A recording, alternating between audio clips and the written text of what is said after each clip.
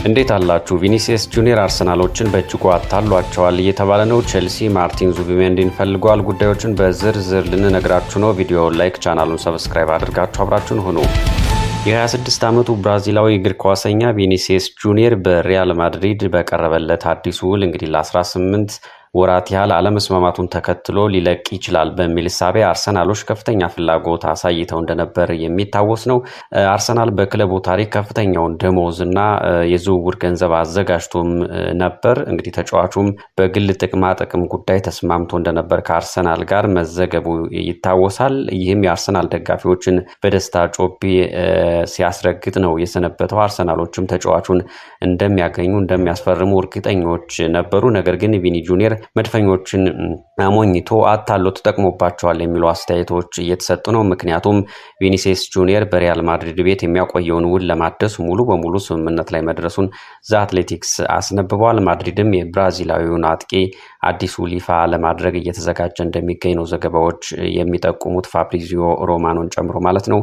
ሪያል ማድሪድ እና የቪኒሲየስ ተወካዮች ስለ ተጫዋቹ የወደፊት ዕጣ ፈንታ እንግዲህ ለመወያየት ረቡዕ ዕለት ተገናኝተው እንደነበር ይታወሳል። ምክክርም አድርገዋል። ለንግግሩ ቅርበት ያላቸው ምንጮች እንዳሉት ከሆነ ለተጫዋቹ በክለቡና በቡድኑ የወደፊት ፕሮጀክት ውስጥ ያለውን ከፍተኛ ቦታ የሚመጥን የውል ማራዘሚያ ቀርቦለታል ነው የተባለው። እንግዲህ ሪያል ማድሪድ ባሻሻለው ውል ላይ 22 ሚሊዮን ዓመታዊ ደመወዝ ዩሮ ማለት ነው ለቪኒሲየስ አቅርቦለት እንደነበር ይታወሳል። በዚህ አልተስማማም ነበረ። ቪኒሲየስ ጁኒየር 30 ሚሊዮን ዩሮ በዓመት ደመወዝ እንደሚፈልግ ነው ሲያቀርብና ሲከራከር ሲደራደር የነበረው። አሁን ላይ ግን በ22 እና በ30 መካከል ተስማምተዋል ማለት ነው። ይህ መረጃ ከመውጣቱ በፊት ግን በተለይ ትናንትና እንግዲህ እንዳልተስማሙ የሚገልጹ ዘገባዎች በተለያዩ ጋዜጦች፣ የስፔን ጋዜጦች፣ የእንግሊዝ ጋዜጦች፣ ድረገጾች በኩል ተጽፈው እንደነበር ይታወሳል። ነገር ግን ይህ እውነት እንዳልሆነና አሁን ላይ ተጫዋቹ ከማድሪድ ጋር ለመቆየት የሚያበቃውን ስምምነት ማድረጉ ተዘግቧል ማለት ነው። እንዲሁም ተጫዋቹ ውይይት ከተደረገ በኋላ የኢንስታግራም አካውንቱ ላይ ያለውን ፕሮፋይሉን በሙሉ ማጥፋቱን ተከትሎ በቃ ይህ ተጫዋች ከማድሪድ ጋር ያለው ውል አለቀለት፣ ወደ አርሰናል ሊሄድ ነው የሚሉ ሀሳቦች ሲዘነሰሩ ነበር በሚዲያዎች በኩል ማለት ነው።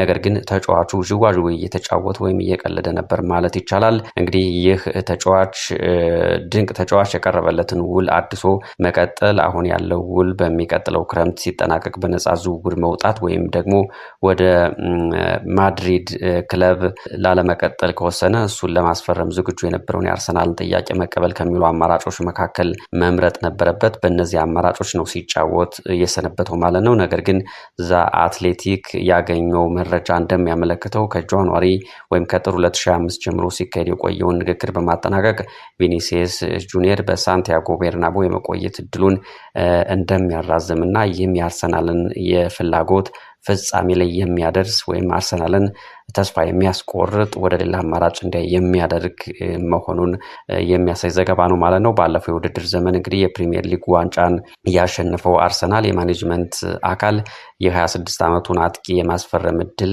ከተፈጠረ የፊት መስመሩን ለማጠናከር ቀዳሚ ኢላማ አድርጎ ነበር። ቪኒሲየስም ከማድሪድ ጋር ውል የማያድስ ከሆነ ወደ አርሰናል ለመቀላቀል ፈቃደኛ እንደነበር መነገሩ ይታወሳል። አሁን ግን በስፔኑ ክለብ ለመቆየት ወስኗል ማለት ነው። ታዲያ ተጫዋቹ ለአርሰናል ቃሉን ሰጥቶ ማድሪዶች እንግዲህ የጠየቀውን እንዲከፍሉ ጫና መፍጠሪያ አድርጎታል። የአርሰናልን ጥያቄ መቀበሉ በሚል ወቀሳም እየተሰነዘረበት ይገኛል። አርሰናልን ለመሸጋገሪያ ተጠቅሞበታል ነው እየተባለ ያለው። አርሰናል አሁን ሌላ ተጫዋች ፍለጋ ይሄዳል ማለት ነው። በእርግጥ አሁን በዚህ ሰዓት ሌላ ስም ያለው ተጫዋች ይገኛል ወይ ገበያው ላይ የሚለው እንግዲህ ለአርሰናል ሌላ እንቆቅልሽ የሚሆነው፣ ምክንያቱም የፒኤስጂው ሌላው ሲፈለግ የነበረው በአርሰናል ብራድሊ ባርኮላ ነው። እሱም ከሊቨርፑል ጋር ስሙ በከፍተኛ ሁኔታ ተያይዟል ማለት ነው። ወደ ሊቨርፑል ይሄዳል የሚሉ ሀሳቦች ናቸው በብዛት እየተነገሩ ያሉት። ከዛ ውጭ ስሙ በብዛት የተነሳው የአንዲያሞንዴ ጋር ነበር። የአንዲያሞንዴም በዚሁ በሪያል ማድሪድ ፈርሟል ማለት ነው። ስለዚህ አርሰናል አሁን ለግራ ክንፍ መስመር ማጠናከሪያ ላይ ስም ያለው ተጫዋች ለማስፈረም የሚቸገር ይሆናል የሚሉ አስተያየቶች እየወጡ ነው። የቪኒሲየስ በማድሪድ መቀጠል እንግዲህ በክለቡ ውስጥ ለተፈጠረው ከፍተኛ የለውጥ መንፈስ መረጋጋትን ይፈጥራል ተብሏል። እንግዲህ ቪኒሲየስ በጁላይ ወይም በሐምሌ 2018 ከብራዚሉ ፍላሚንጎ ወደ ማድሪድ ከተቀላቀለ ወዲህ 375 ጨዋታዎችን አድርጓል። 128 ጎሎችን አስቆጥሯል። 100 ለጎል የሚሆኑ ኳሶችን አመሻሽቶ አቀብሏል ወይም አሲስት አድርጓል። በዚህ ጊዜ ውስጥም 3 የላሊጋና 2 የሻምፒዮንስ ሊግ ዋንጫዎችን ከማድሪድ ጋር አሸንፏል። ባለፈው የውድድር ዘመንም ማድሪድ በላሊጋው ከባርሴሎና በ8 ነጥብ አንሶ ሁለተኛ በመሆን ለተከታታይ አመት ያለ ዋንጫ አጠናቋል። እንግዲህ ቪኒሲየስ በሁሉም ውድድሮችም 22 ጎሎችን ማስቆጠር ችሎ ነበር። ብቃቱ አልወረደም ማለት ነው። ማድሪድ በተከታታይ ከዋንጫ ውጭ ቢሆንም እንግዲህ የማድሪድም ሆነ የቪኒሲየስ ጁኒየር ዋነኛ ፍላጎት አብሮ መቀጠል ስለመሆኑ ይነገራል። የውል ማደሱ ውሳኔ ሁልጊዜም ቢሆን ምክንያታዊና የሚጠበቅ እንደነበርም በሚዲያዎች እየተነገረ ነው። ምንም እንኳን ከጥር 2025 ጀምሮ በነበሩት ወራት በሁለቱ ወገኖች መካከል ምንም አይነት የውል ንግግር ሳይደረግ ወይም ስምምነት ላይ ሳይደረስ ረጅም ጊዜያት ያለፉ ቢሆንም አሁን ጊዜው ደርሶ መግባባት ላይ ደርሷል። ይህ ብራዚላዊም እንግዲህ በስፔኑ ኃያል ክለብ ይቆያል። ለሪያል ማድሪድ እንደ ባለፈው ዓመት ባሉ ደካማ በሚባሉ የውድድር ዘመናት እንኳ 22 ጎሎችን ያስቆጠረ 14 አመሻሽቶ ማቀበል የቻለ ድንቅ ተጫዋች ነው። እንግዲህ የዓለማችን ምርጥ ተጫዋችና ነው ማለት ይቻላል።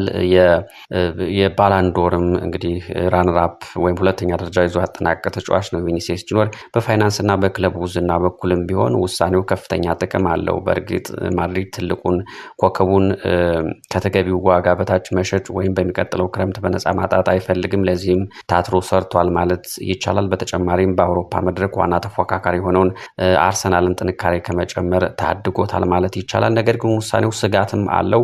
ባለፈው 2 ዓመታት የተመዘገቡት አጥጋቢ ያልሆኑ ውጤቶች በክለቡ ላይ ከፍተኛ ጫና ፈጥረዋል። ቪኒሲየስ ጁኒየርም የዚህ ጫና ሰለባ ነው ማለት ይቻላል። በቅርብ ወራት በሳንቲያጎ በርናቦ ደጋፊዎች ዘንድ ተቃውሞ ፉጨትን ጀምሮ አስተናግዷል። አንዳንዶችም ውሉ ታድሶ የደመወዝ ጭማሪ እንዲደረግለት አልፈለጉም እስከ ማለት ተደርሶ ነበር። ስለዚህ በሚቀጥለው የውድድር ዘመን መጀመሪያ ላይ ጥሩ አጀማመር ካላሳየ በስፖርተኛውም ሆነ በክለቡ ላይ የነቀፌታ ውዥንፍር መነሳቱ አይቀርም የሚሉ ሀሳቦች እየተነሱ ነው። ቢሆንም ግን ይህ ለቪኒሲየስ እጅግ በጣም ጥሩ ውሳኔ ነው። ከፍተኛ የደመወዝ ጭማሪ የሚያስገኝለት ውል ነው ተብሎ ይታሰባል። ማድሪድ እየገነባው ባለው ጠንካራ ቡድን ውስጥም ራሱን የበለጠ ለማሳደግ እድል ይሰጠዋል ተብሎ ነው የሚታሰበው። ማክሰኞ ዕለት የሪያል ማድሪድ ቲቪ ከዓለም ዋንጫ መልስ የመጀመሪያ ልምምዱን ካደረገው ቪኒሲየስ ጁኒየር ጋር ቃለ መጠይቅ አድርጎ ነበር። አየር ላይ ሙሏል። እንግዲህ ተጫዋቹም እንዳለው ከሆነ በጣም ደስተኛ ነኝ ከአዲሱ አሰልጣኝ ጆዜ ሞሪኒዮ እና አዳዲስ ተጫዋቾች ጋር እየተላመድኩ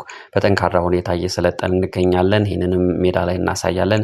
እኔ እንደ ሁልጊዜው ደስተኛ አዎንታዊና የራሴን ጨዋታ መንገድ እንድከተል እፈልጋለሁ። ውጤታማ መሆንን ከማድሪድ ጋር እፈልጋለሁ የሚል ሀሳብ ሰጥቷል ማለት ነው። ስለዚህ አርሰናል እና የቪኒሲየስ ጁኒየር ጉዳይ እዚህ ላይ ተቋጭቷል። እንግዲህ አርሰናል ሌላ አማራጮች መፈለግ ይኖርበታል። በሌላ የዝውውር መረጃ የቼልሲው አሰልጣኝ ዣቢ አሎንሶ የክረምቱ የዝውውር መስኮት ከመዘጋቱ በፊት የአርሰናሉን አማካይ ማርቲን ዙቢሜንዲን የማስፈረም ፍላጎት እንዳለው ለክለቡ ባለስልጣናት ማሳወቁን መገናኛ ብዙሃን ዘግበዋል። የ7 ዓመቱ ተጫዋች ማርቲን ዙቢሜንዲ ባለፈው ዓመት ከሪያል ሶሲዳድ በ70 ሚሊዮን ዩሮ መድፈኞቹን አርሰናልን መቀላቀሉ ይታወሳል። በመጀመሪያ የውድድር ዘመኑም አርሰናል ከ2004 ወዲህ ለመጀመሪያ ጊዜ ፕሪሚየር ሊግ ዋንጫን እንዲያነሳ ቁልፍ ሚና ተጫውቷል ማለት ይቻላል። አመቱ ሙሉ ሳይደክም ነው ወደ መጨረሻ የድካም ስሜት ቢያሳየውም በተለያዩ ውድድሮች ብዙ ጊዜ የተሰለፈ ተጫዋች ሆኖ ነው የዘለቀው። እንደ ቼልሲ ዝውውር ዘገባው አቅራቢ ሳይመን ፊሊፕስ ከሆነ ዙቢሜንዲ ባለፈው የውድድር ዘመን ለአርሰናል በሁሉም የሊግ ጨዋታዎች ላይ በመሰለፍ 5 ጎሎችንም ጭምር አስቆጥሯል። ይህን አይተናል ሁላችንም። አሎንሶም እሱን ወደ ስታንፎርድ ብሪጅ ለመውሰድ በከፍተኛ ሁኔታ ይፈልጋል ነው የሚል ዘገባው። አሎንሶ እንግዲህ የዙቢሜንዲ ዝውውር እንዲፈጸም በግል ጥያቄ አቅርቧል ተብሏል። ቼልሲዎች ጥያቄውን በይፋ ለማቅረብ መዘጋጀታቸውን የሚያሳይ ግልጽ ምልክት እስካሁን የለም። በእርግጥ በሌላ በኩል ደግሞ አርሰናሎች ተጫዋቹን ያስፈረሙት ባለፈው ዓመት በመሆኑ የሚቀርቡ ጥያቄዎችን ውድቅ ያደርጋሉ ተብሎ ነው የሚጠበቀው። ሆኖም አሎንሶ እንግዲህ ሰማያዎቹ በዝውውሩ ላይ ስምምነት ላይ እንዲደረስ ይፈልጋል ነው የሚባለው። የዝውውር መስኮቱ ከመዘጋቱ በፊት የአስደናቂ ዝውውር ሊጠናቀቅ የሚችልባቸው በርካታ ምክንያቶችም አሉ የሚሉ ትንታኔዎች በስፖርት ሚዲያዎች በኩል እየተሰጡ ነው። ዝውውሩ እውን የሚሆን ከሆነ እንግዲህ አሎንሶ ትልቅ ሚና ይጫወታል ተብሎ ይታሰባል። የ44 ዓመቱ አሰልጣኝ በሪያል ሶሲዳድ ቢ ቡድን አሰልጣኝ በነበረበት ወቅት ዙቢሜንዲን ያሰለጠን እንደነበር ይታወሳል። በወቅቱም ስለ አርሰናሉ አማካኝ ስለዚህ ተጫዋች ከፍተኛ ሙገሳ ሲናገር ነበር በተደጋጋሚ። በ2002 ለዘጋርዲያን በሰጠው አስተያየት ማርቲን ማንኛውም አሰልጣኝ ሊኖረው የሚመኘው ተጫዋች ነው ሲል አሞግሶት እንደነበር ይታወሳል። ደግ ነው፣ ሁልጊዜ ከራሱ ይልቅ ስለ ቡድን አጋሮቹ የሚያስብ ተጫዋች ነው።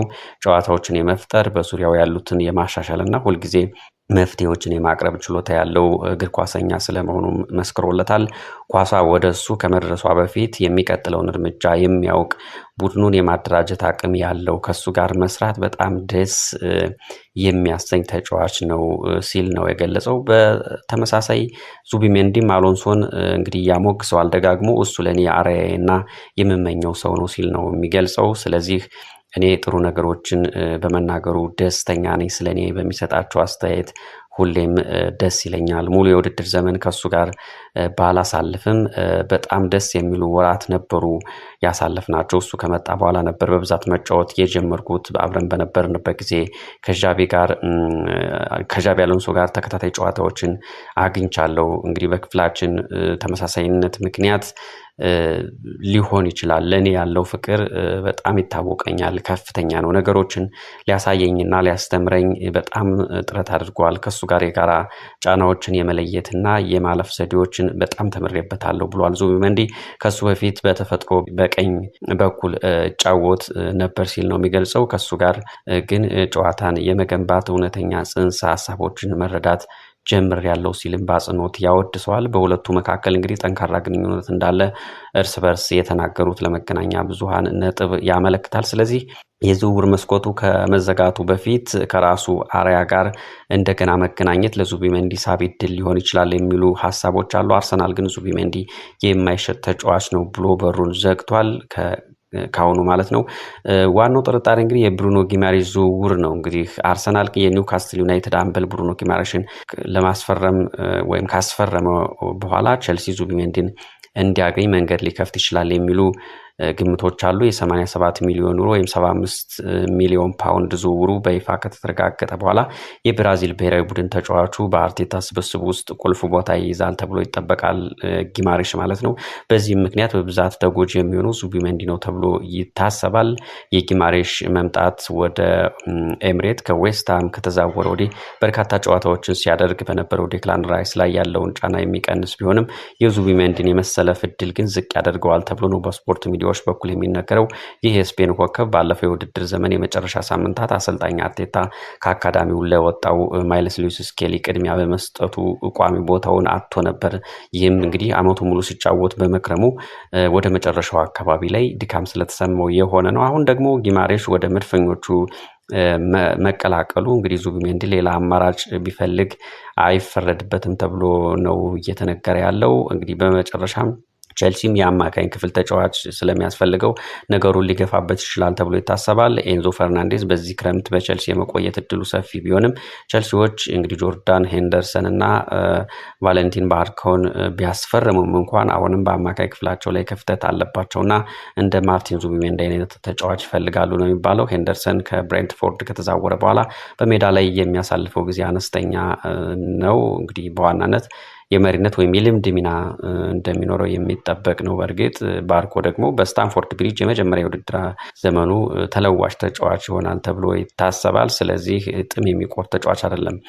ሮሜዮ ላቪያ በሳውዛምፕተን የነበረው ጥንካሬ ማሳየት ካልቻለና ለጉዳት የተጋለጠ ከሆነ እንዲሁም ደግሞ ዳሪዮ ዩሱጉ በምዕራብ ለንደን የመጀመሪያ ዓመቱ በጉዳት በመስተጓጎሉ እድገቱ እንዳይቆም በውሰት ሊሰጥ ይችላል እና ስለዚህ ክፍተት ይፈጠራል ተብሎ ነው በቸልሲ እየታሰበ ያለው። በዚህ ምክንያት ቸልሲ የቦርንማውዝን አሌክስ ስኮትን ለማስፈረም ፍላጎት ማሳየቱ ይታወሳል። አሎንሶም ዙቢሜንዲን የማስፈረም ፍላጎቱ ሙሉ በሙሉ ምክንያታዊ ሆኗል።